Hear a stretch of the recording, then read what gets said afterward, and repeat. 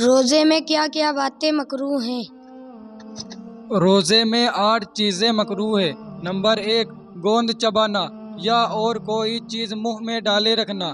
Number 2، کوئی چیز چکھنا۔ ہاں، جس عورت کا خاوند سخت اور بد مزاج ہو اسے زبان کی نوک سے سالن کا نمک چکھ لینا جائز ہے۔ نمبر 3، استنجے میں زیادہ پاؤں پھیلا کر بیٹھنا اور کلی یا ناک میں پانی ڈالنے میں مبالغہ کرنا۔ نمبر 4، منہ میں بہت سا تھوک جمع کر کے نگلنا۔ نمبر 5، غیبت کرنا، جھوٹ بولنا اور گالی گلوچ کرنا۔ نمبر 6، بے قراری اور گھبراہٹ ظاہر کرنا۔ نمبر 7، نہانے کی حاجت